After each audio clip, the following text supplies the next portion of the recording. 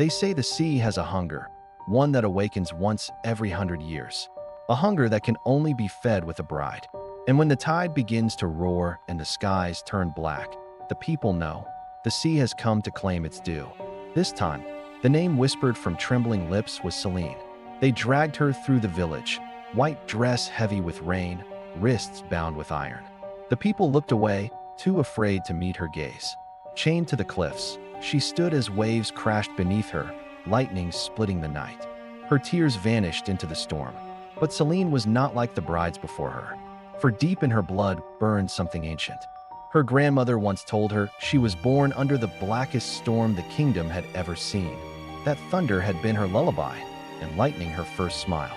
As the storm reached its peak, a jagged bolt struck the chains that held her. Fire, wind, and light fused into her veins. Her eyes glowed with the fury of the sky, and in that moment, she realized she was not the sea's bride. She was its vengeance. Selene stepped from the shattered cliff, not into the sea, but into the air itself. The storm caught her, lifted her, wrapped her in rain and lightning.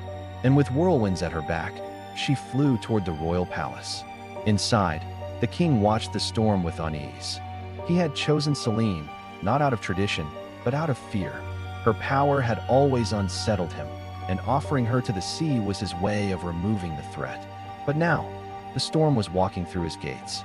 The guards tried to stop her, but thunder silenced their swords. Lightning danced through her hands as she struck them down, one after the other, until the halls themselves shook. The people, hearing the chaos, gathered outside, watching as the storm swept into their king's throne room. Selene stood before him, dripping with rain, hair wild, eyes blazing like storms. "You chained me for the sea," she said, her voice a rolling thunder. "But I am no one's bride." The king reached for his crown, his lips trembling, but Selene raised her hand. A crack of lightning split the throne in two. The crown fell from his head, swallowed by smoke. For the first time in centuries, the people saw what no bride had ever done. She had broken the pact. But Selene did not stop there. She raised her arms, calling the storm not to destroy, but to free.